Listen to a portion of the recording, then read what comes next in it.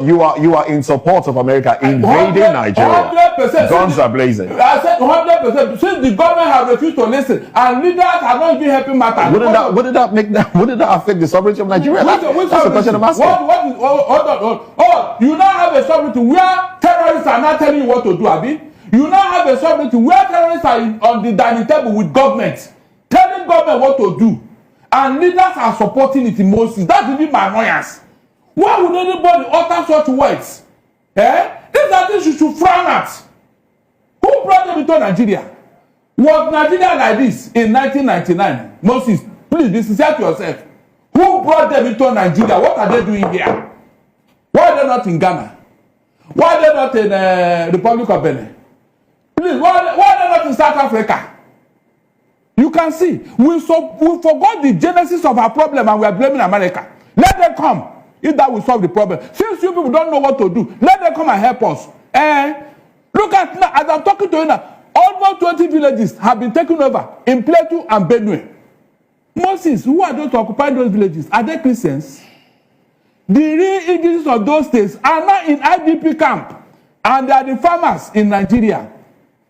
Can you beat that? Somebody in this country once told us that there are good and bad bandits. I'll take my dictionary. I didn't see where they wrote these are good bandits and these are bad bandits. I don't know what that means. Somebody told us that they are their boss, that if anybody should attack them, they will not vote for that person. In this country, somebody told us that, yes, that if government does not answer to them, there will be no peace in Nigeria. Mostly, these things are statement that was made for a man who claimed to be patriotic, a statesman. Is that how to solve a problem? You are pampering these boys. You are making them to become so bold. What audacity do they even have to attack anybody in Nigeria? For what? No, hold on. These other people, especially from the southeast, who have been fending for themselves, do they look for government subsidy? No, do they wait for government to pamper them? No, these other people that are fending for struggling to survive in Nigeria.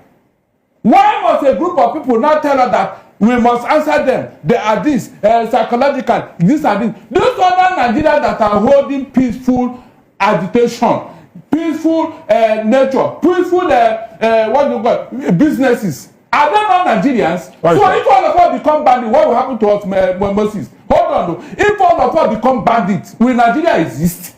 You can see how we clearly bring problem into ourselves and we are now blaming America. It is unfortunate that we are going through this route. Seriously. It's unfortunate that America is even pitying us. America is angry with what is going on here. For God's sake, how can a group of people call themselves bandits and they are holding Nigeria to ransom? Where is it done? Can such a thing happen in America? That is why this man, Trump, is angry with us. This type of thing can never happen anywhere. And look at how we are trying to pamper them. Look at Moses. On a more serious note, they said anybody who go to the bush and fetch anti-infested firewood is calling for lizard to come for a party in his house. If we have not allowed these people to come into Nigeria, will anybody be talking to us? Are we going to become a number in the CPC? But because we allow this thing, and leaders, from the beginning, they were tolerating these boys.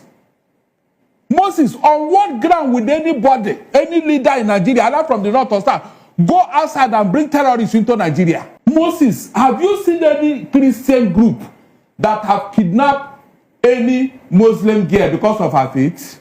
Yet we kept quiet. Have you talked? Did you say anything? Somebody woke up one day, Sheikh Tanshi, and told her that Tinubu's wife should be killed because she's a Christian. That God told him to kill Tinubu's wife. I'm talking of provocative statements that can cause problems. Yet we kept quiet. Moses, did we read that? Did you say anything? Is it not hard to show tolerance? Okay. So why can't our Muslim brothers do the same thing? Sorry. So that Nigeria will live in peace. Before we come, sorry please, I want you to land on your thoughts. Yes, they do the same thing. And see whether this place whether America will even look at us, not to talk of placing it on CPC. That's what we are saying here. It is because of the actions and statements of leaders that have caused the problem. They should not deny it. Yet they still want to blame us for what they have caused. They still want to blame us to Moses. How do you take that? Is that not an insult? Right. You are talking of America insulting, but you insulted us. When you told us that, or said we agree with the bandits, there will be no peace in Nigeria. Moses, can you beat that? And it's because of this statement, that's why Saudi Arabia could not tolerate you. They declared you persona non grata. Saudi Arabia, the seat of Islamic Caliphate. They could not tolerate you. But here, you tell us all manner of things, you do all manner of things, and you get away with it. All right, let me